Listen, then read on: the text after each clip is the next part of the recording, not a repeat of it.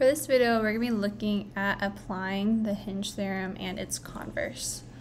So for number one, we're given that ST is congruent to PR, and I see that in these tick marks here. And I want to compare the measure of angle PST to the measure of angle SPR. So looking at my two triangles here, I see I have one set of congruent sides. However, I know to use my Hinge theorem, I need to have two sets of congruent sides. However, looking at this picture, I see that both of these triangles share PS, that side. And so I do have two sets of congruent sides. And now I see that PT is 24 inches and RS is 23 inches. And so I know from the converse that the largest angle is across from the longest side. And so I see my PT is longer than RS, and across from that is my included angle, so that angle between my congruent sides, which is my angle PST. And so I see that the measure of angle PST is bigger than the measure of angle SPR. And again, that is because that side opposite of it, PT 24, is bigger than 23. Let's look at another one. So here I'm given that JK is congruent to LK. Now I want to see how JM compares to LM. So here again, I see that they both share a side, so I know that side is congruent as well. Now I want to compare JM and ML. Well, I know by my Hinge theorem that the longer side is going to be across from the largest angle. I see that 64 is bigger than 61, and the side opposite from my 64 degrees is JM. So that means that JM is going to be bigger than LM. Okay, and then number three, I want to compare the measure of angle EGH and EGF. So I have EGH, I want to compare this angle with EGF, which is this angle. And so I see here, it doesn't tell me which sides are congruent, but it does give me all the angle measures. So I see that HG and FG are both congruent, so I'm just going to go ahead and put a tick mark there. And then again, I see they both share the side of EG. And so I see these angles that are in question are the included angle. They are between my congruent sides. And so I just need to see which one is opposite the longer side. I see that EGH is across from 9 and EGF is across from 10.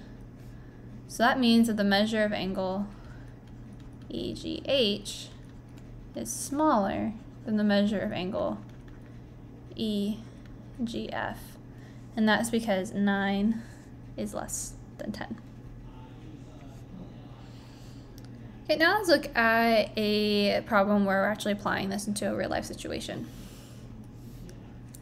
So number 4 says, two groups of bikers leave the same camp heading in opposite directions. Each group travels 2 miles, then changes directions and travels 1.2 miles. Group A starts due east and then turns 45 degrees toward north. Group B starts due west and then turns 30 degrees toward south. Which group is farther from camp? Explain your reasoning. Okay, so for doing this type of problem, it helps to go ahead and draw a picture so we can really see what is going on. So it says they both are leaving the same camp. So let's say I have this be my camp. And then it says that each group travels 2 miles, then changes direction and travels another 1.2.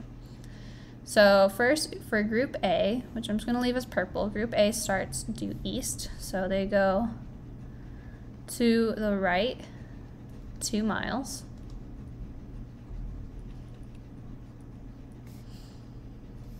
And then turns 45 degrees towards north. And so They went east 2 miles, and then they turned 45 degrees to go north 1.2 miles. So they went up north 1.2 miles. And the angle they went was 45 degrees. So that means this outside angle is 45 degrees. And so I get this triangle right here.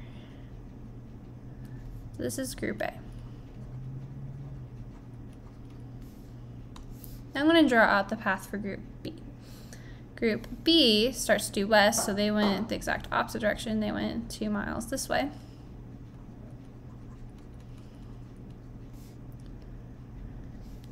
And then they turned 30 degrees towards south.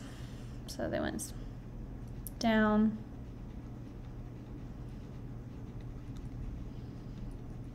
And the angle was 30 degrees. And so this is group B. I want to see which group is farther from camp. So I already know these two side lengths of my triangles, and I see that we end up having two congruent side lengths. So I want to determine whether this side for group B is longer or this side for group A is longer, because both of these are my distance from camp, because now these bikers are over here, and so this side is going to be that distance they are from camp. And so we know from the Hinge theorem that the longer side is going to be across from the largest angle. However, I don't actually know this angle measure right here. I have this outside angle measure over here, but I need to figure out what that inside is. Well, something that we do know is that these two angles right next to each other form a linear pair. And what we learned about linear pairs is that they add up to be 180. And so to find this angle measure right here, I'm just going to do 180 minus 30, and I get 150 degrees. To find this one, I'm going to do 180 minus 45, and I get 135 degrees. And so I see that for group B, it has that larger angle, and so that means that the longer side is going to be group B. And so group B is farther, forgot to write B. Group B is farther from camp by the Hinge